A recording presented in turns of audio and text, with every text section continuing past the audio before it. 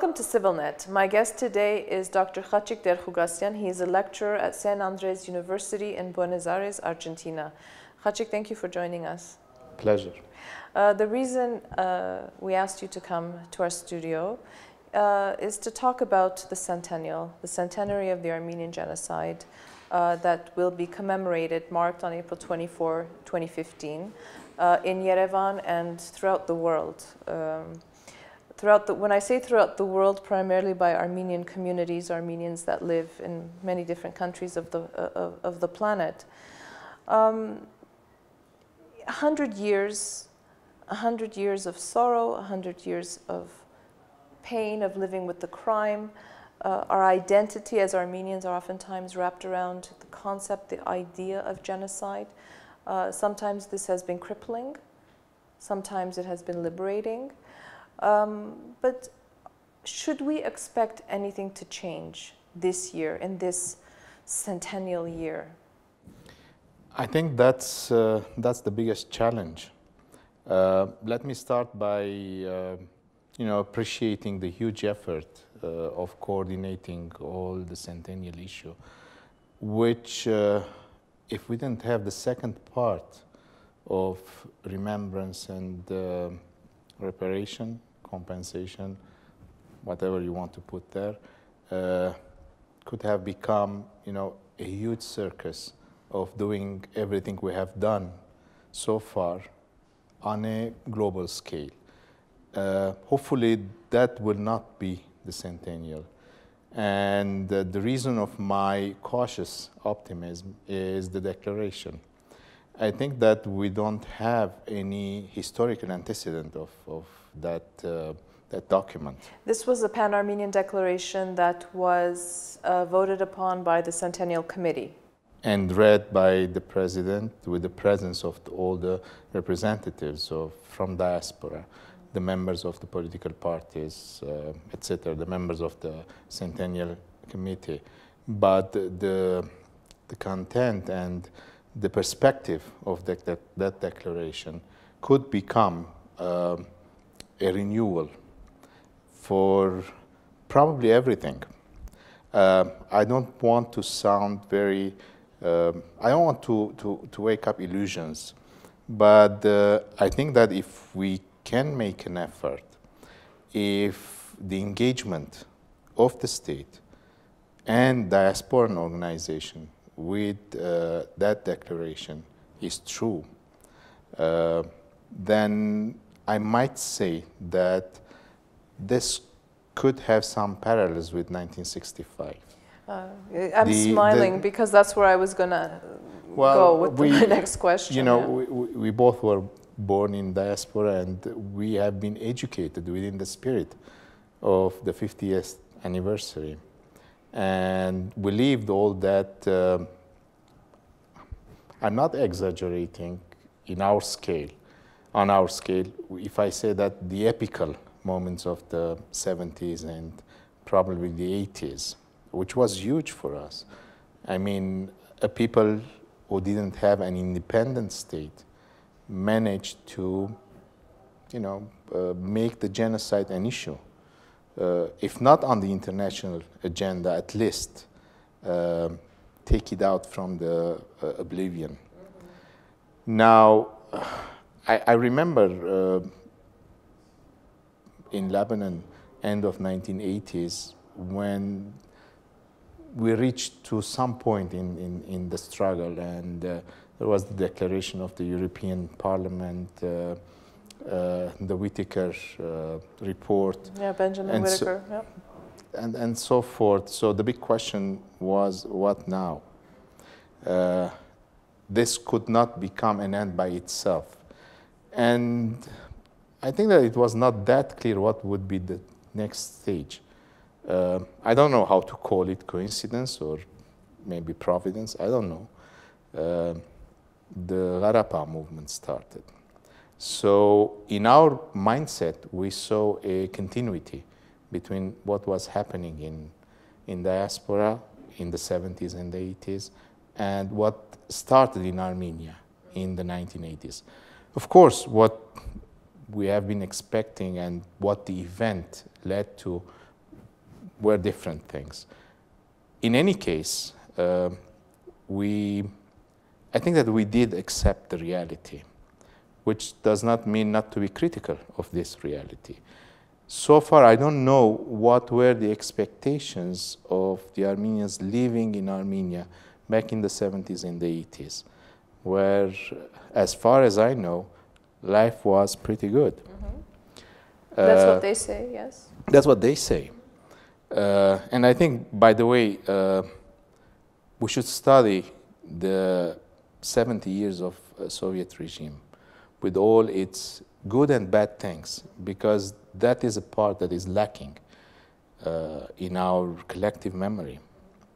We don't know Soviet Armenia that well. I mean, scientifically speaking, as historians, social scientists. Anyhow, so I didn't know. I don't know yet what were the expectations. All I know that there were 1.5 million people, you know, gathering here in Yerevan and asking for justice, and that had some kind of link with 1965, with our lands, our lands. Anyhow, reality is different from what were those days. But I think that we generated a sort of strong myth that if we have an independent state, and if we can combine the efforts of diaspora and Armenia or the state, I wouldn't say we can do miracles, but we can reach as far as we want in our collective dreams, if these dreams do exist. Khatchik, in the 24th year of Armenia's independence, while I don't want to sound cautiously pessimistic, but up until this year, I don't know that Armenia and diaspora have been working in tandem. I don't know that Armenia and diaspora understand one another. Whether there was an effort to understand one another or not is a separate issue, but if there had been that deeper understanding of the needs, desires, expectations, dreams, concepts of each segment of our nation, perhaps Armenia would have been in a better position right now. Perhaps the diaspora would have been in a healthier position than it is today. Is it possible to change that? Can the centennial, with this declaration, which really is quite remarkable, when I read it, I had to read it again to make sure that I was actually seeing what I was reading. There seemed to be this unity of understanding what the diaspora has been demanding, what Armenia needs. There seems to be this coalescence all of a sudden. Do you think that it's possible that in this centennial year, aside from genocide issues, that Armenians globally can finally work together?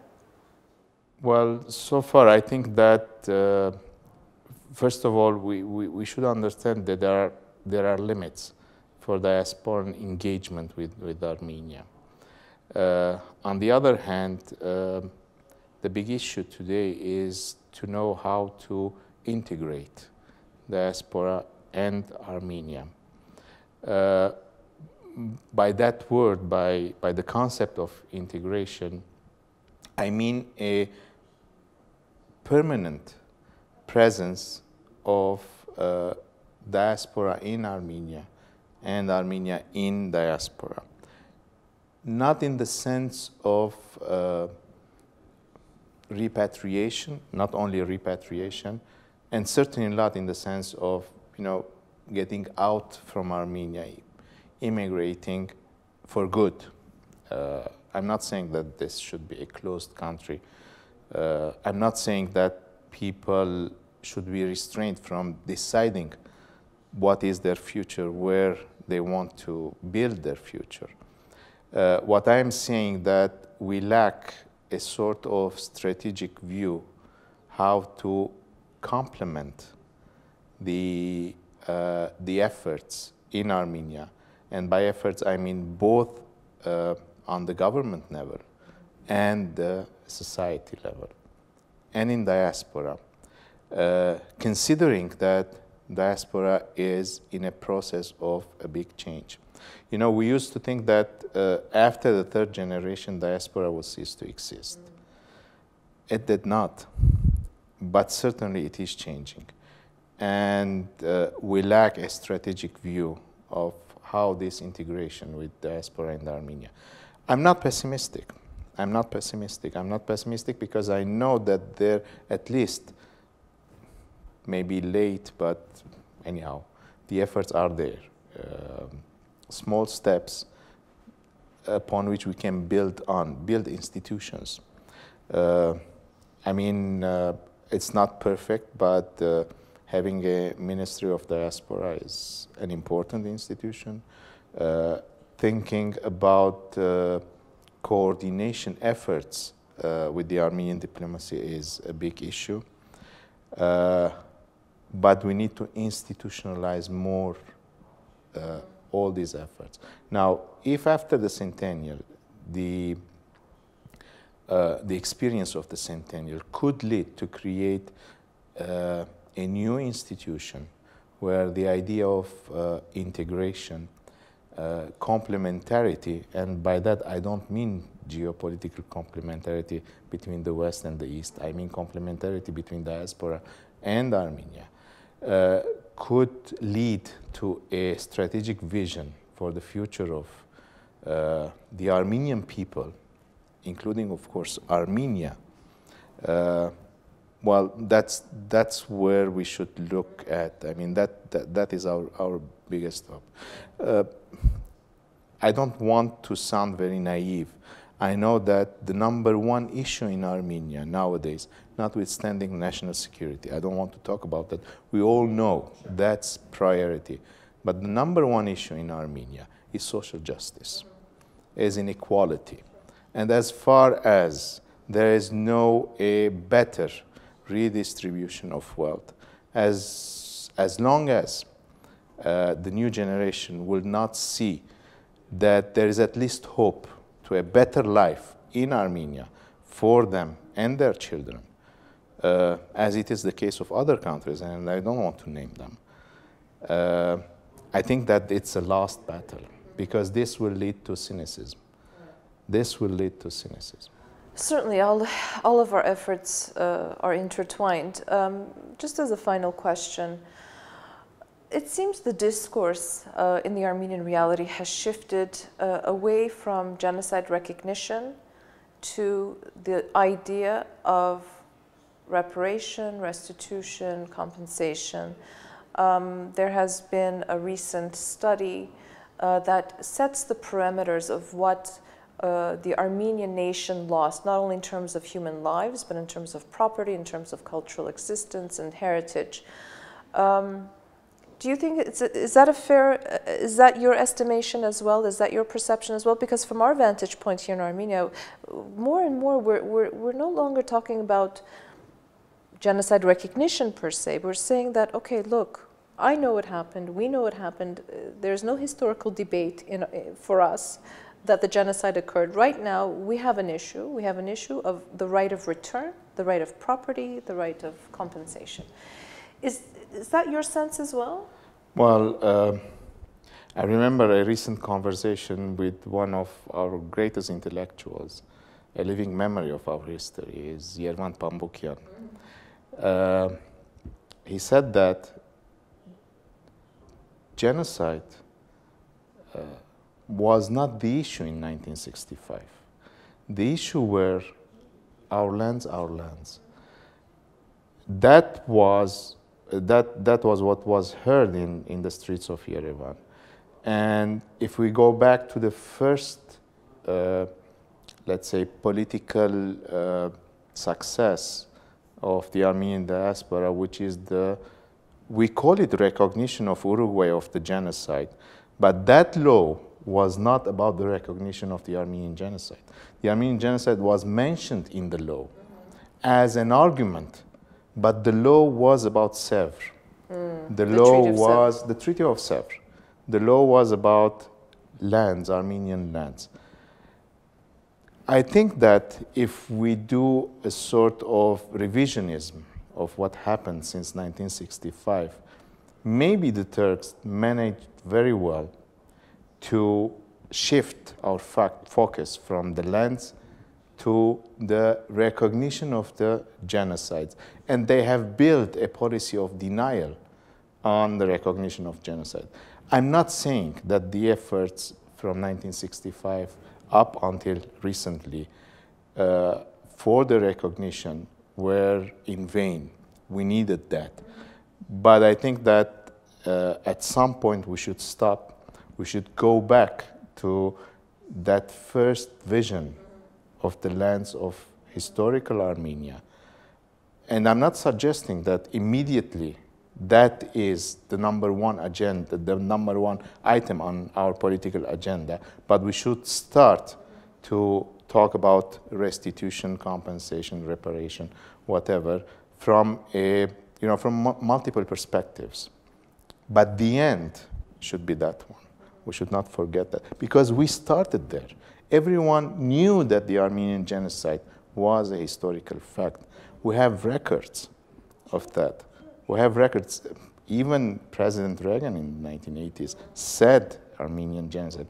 Now, making the recognition of the genocide a big issue and forgetting about the priority of restitution, compensation, I think that it's sort of falling in the trap that the Turkish denial policy is trying to, to lead us to where the Turkish denial policy is trying to lead us. So by restitution, compensation, and reparation, we are saying that recognition is already there, and that's a fact.